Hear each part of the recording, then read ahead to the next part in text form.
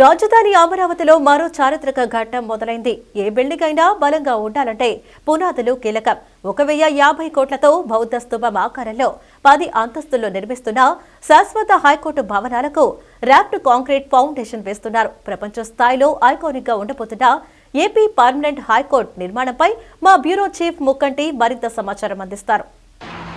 ఆంధ్రప్రదేశ్ రాజధాని అమరావతిలో ఏదైతే రాష్ట్ర హైకోర్టు నిర్మాణానికి అడుగులు వడివడిగా పడినాయి, ఏదైతే పర్మనెంట్ హైకోర్టు కోసం నిర్మిస్తున్నటువంటి ఈ యొక్క భవనం ఏదైతే ఉందో హైకోర్టు భవనానికి ఈరోజు ర్యాఫ్ట్ కాంక్రీట్కి శ్రీకారం చుట్టారు. అత్యాధునిక టెక్నాలజీతో ఈ హైకోర్టు నిర్మాణం జరుగుతుంది. ఏదైతే అర్బన్ డెవలప్మెంట్ మినిస్టర్ నారాయణ ఈరోజు ర్యాఫ్ట్ కాంక్రీట్కి ప్రారంభోత్సవం చేశారు.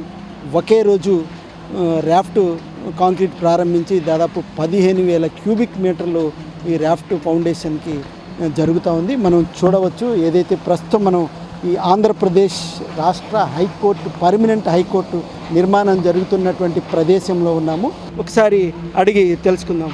ఏంటి సార్, ఎట్లా జరుగుతూ ఉంది? ఇది మొత్తం చూసినట్టయితే ఒక అత్యాధునిక భవనము, ర్యాఫ్ట్ ఫౌండేషను, 10 ఫ్లోర్లు, G+B+10 అంటారు. G+7 ఎలా జరుగుతుంది? ఇందులో ఉన్న టెక్నాలజీ ఏంటి? ఇందులో ఏ మిక్స్ వాడుతున్నారు? ఎన్ని రోజులు? M50 GGBS కాంక్రీట్ వాడుతున్నారు సార్. అరౌండ్ ఇది ఇండియాస్ థర్డ్ బిగ్గెస్ట్ పోర్ అవుతుంది. ఇది 15,154 cubic meter which will be casted in 3 days. 3 రోజుల టైంలో 5 ప్లాంట్లు యూజ్ చేసి 3 daysలో 72 అవర్స్లో క్యాస్ట్ చేస్తున్నారు. దీనికి సంబంధించి ఏదైతే స్టీలు ఏ డయాతో స్టీల్ వాడుతున్నారు, వాటి యొక్క స్పేసియస్ ఎంత ఉంటుంది, అలాగే ర్యాఫ్ట్ ఫౌండేషన్ యొక్క డెప్త్ ఎంత ఉంటుంది? సార్ ర్యాఫ్ట్ మొత్తం ఇది 4 pours sir. 4 consecutive pours. 4 consecutive పోర్స్లో 3 pours 1.5 meter height, 1 pour 2.2 meter height. So దీని స్పేసింగ్ వచ్చేసి నార్మల్ స్పేసింగ్ ఎక్కడైతే మేజర్ కాలమ్స్ పెడస్టల్స్ లేవు ఎక్కడైతే 200 స్పేసింగ్ 150 స్పేసింగ్ ఉంటుంది. సో ఆ పెడస్టల్లో అయితే 100 స్పేసింగ్ ఉంటుంది. సో వాటికి లోపల రింగ్స్ అయితే 16 mm ఉంటుంది. ఆ కాలమ్స్ లోపల స్టిర్రప్స్ అయితే 12 mm ఉంటుంది. 135 degrees హుక్ యాంగిల్ మెయింటైన్ చేస్తారు. మొత్తం ఈ కాలమ్స్ చూసినట్టయితే డిఫరెంట్ కాలమ్స్ ఉన్నాయి. ఎంతంత సైజ్ కాలమ్ ఉన్నాయి? నాకు తెలిసి 6x6 కాలమ్స్ ఉన్నట్టున్నాయి. అలాగే 8x2 sir major columns sir. Major columns lift pedestals ఉన్నాయి. 6x6 కాలమ్స్ ఎక్కువ ఉన్నాయండి. సో ఇది స్మాలెస్ట్ పోరు. సో మిగిలినట్టు అవన్నీ 3,500 క్యూబిక్ మీటర్ సెంట్రల్ లిఫ్ట్ వస్తుంది. ఇక్కడ లిఫ్ట్ పెడస్టల్ అయితే ఇక్కడ ఈ పోర్లో లేదు. మిగిలిన 3 పెడస్టల్స్లో లిఫ్ట్ పెడస్టల్స్ ఉన్నాయి. మొత్తము ఈ బిల్డింగ్ మొత్తం హైకోర్టు బిల్డింగ్ మొత్తం 16 లిఫ్ట్లు వస్తాయి సార్. 16 నుంచి 18 లిఫ్ట్లు వస్తాయి. మొత్తం ఏరియా ఎంత ఉందండి? Area 42 acres sir. 42 acres.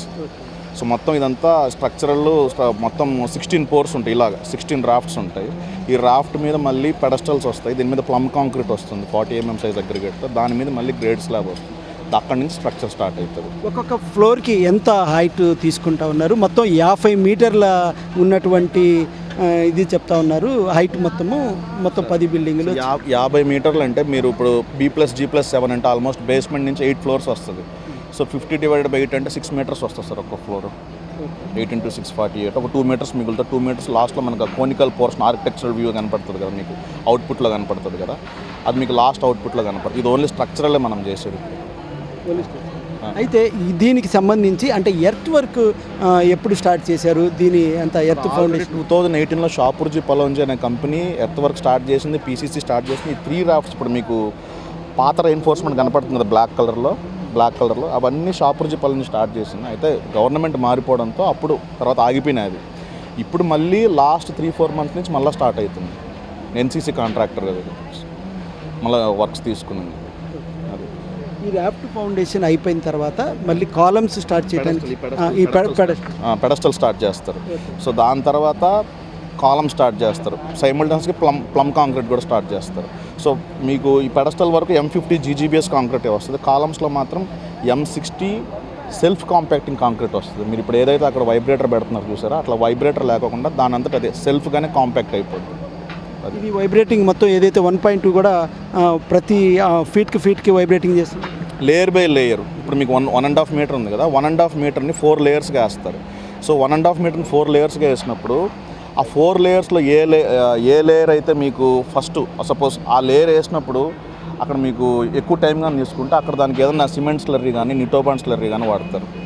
So ఇప్పుడు మనకి ఆ రాఫ్ట్ ఎగ్జిస్టింగ్ రాఫ్ట్ ఉంది కదా, అక్కడ మీకు స్టెప్డ్ పోర్షన్ ఇలా ఉంటుంది. దానికి దీని కనెక్షన్ మధ్యలో కూడా నిటోబాన్ స్లర్రీ వాడతారు కన్స్ట్రక్షన్ జాయింట్ కోసం. దీన్ని మొత్తం అంటే ఎగ్జిక్యూషన్ ఒకరు జరుగుతూ ఉంది, వర్క్ కాంట్రాక్ట్ ఒకరు జరుగుతుంది. దీని మానిటరింగ్ అంటే క్వాలిటీ కంట్రోల్ కానీ లేకపోతే అబ్జర్వేషన్. దీనికి కాంట్రాక్టర్ ఎన్సీసీ సార్, మేము టీయూవీ కన్సల్టెంట్స్ మేము.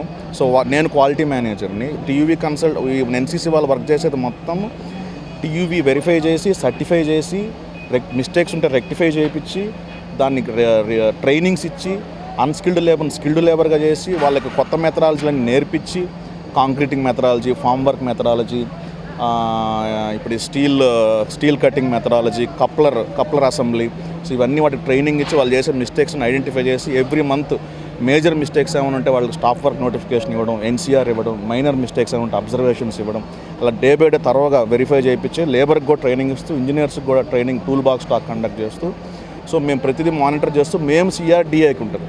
సిఆర్డిఏకి మళ్ళీ ఈ పిఎంసీకి మధ్యలో కూడా పీజీఎంసీ అని ఒకటి ఉంటుంది. సో ఆ పీజీఎంసీకి కూడా రిపోర్ట్ చేస్తాం. సైమల్టేనియస్గా మేము ఏపీ సిఆర్డిఏకి మా మీద AE, DE, SC, CE, engineering chief, commissioner ఇలా చాలామంది ఉంటారు, వాళ్ళందరికీ రిపోర్ట్ చేస్తాం. మా హెడ్స్కి రిపోర్ట్ చేస్తూ మా అథారిటీకి, మా రీజనల్ ఆఫీస్కి, మా హెడ్ ఆఫీస్కి సురేష్ గారపాటి సార్కి రిపోర్ట్ చేస్తూ మళ్ళీ సిఆర్డిఏకి కూడా మేమే రిపోర్ట్ చేస్తాం. M50 కాంక్రీట్కి సంబంధించి ఏదైతే మెటీరియల్ అయిందో సిమెంట్ ఓపీసీ ప్లస్ అలాగే ఓపీసీ, అలాగే దీనికి సంబంధించి మెటల్కి సంబంధించి machine cutting chips only 20 mm తీసుకుంటున్నారా? స్లీవింగ్ ఈ M50 జీజీబీఎస్ కాంక్రీట్లో sir 60-40. So 490 cementitious content 490 kgs, దాంట్లో 295 OPC 53 grade cement, 190 GGBS ground granulated blast slag furnace powder. So aggregate వచ్చేసి 20 mm, 12 mm, 12.5 mm, అది 60-40 కంటెంట్లో తీసుకుంటారు. సో వాటర్ వచ్చేసి 172 లీటర్స్, అడ్మిక్సర్ వచ్చేసి 2.34%, వాటర్ సిమెంట్ రేషియో 0.35. వీటికంటే బేసికల్గా క్యూరింగ్ పీరియడ్ ఏమైనా ఉంటుందా? Once complete sir as per IS 456 7 days.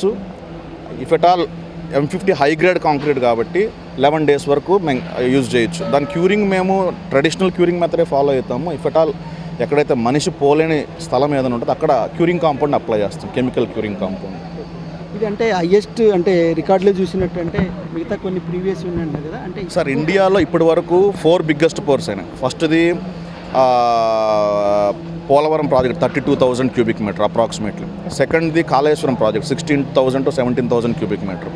Third biggest Vadodara Mumbai expressway, so అది కూడా అరౌండ్ 15,000 to 16,000. ఫోర్త్ది ఇక్కడ 2018 to 19 టైంలో ఇక్కడ గ్యాట్ tower 11,000 cubic meter in 52 hours వేశారు. సో ఇది 15,154 cubic meter, that too in 72 hours cast చేస్తుంది. బట్ ప్రొడక్షన్ వైజ్ తీసుకుంటే ఇది 4th ప్లేస్లోకి వస్తుంది. బట్ కాంక్రీట్ గ్రేడ్ తీసుకుంటే, కాంక్రీట్ గ్రేడ్ కన్సిడర్ చేస్తే ఈ కాంక్రీట్ గ్రేడు 2nd ప్లేస్లోకి వెళ్తుంది. సో ఇంత హై గ్రేడ్ కాంక్రీట్ తక్కువ పీరియడ్ ప్లస్ ఎక్కువ క్వాంటిటీ, దట్టు ఇది ఒకటే రాఫ్ట్ కాదండి. మీరు ఇక్కడ చూస్తే ఇది సపరేటు, అది సపరేటు, అక్కడ సపరేటు, ఆ ముందుకుండే సపరేటు. మొత్తం ఎన్ని కాంక్రీట్ మిషన్లు పనిచేయనున్నాయి వీటి కోసం? కాంక్రీట్ ట్రాన్సిట్ మిల్లర్లు 50 ట్రాన్సిట్ మిల్లర్స్ ఉన్నాయి సార్, 5 బ్యాచింగ్ ప్లాంట్లు ఉన్నాయి, సో 2 స్టాండ్ బై ఉన్నాయి ఎమర్జెన్సీ. అవన్నీ రన్నింగ్ అవుతాయి అయిపోయాయి? అన్నీ రన్నింగ్ 72 hours రన్నింగ్.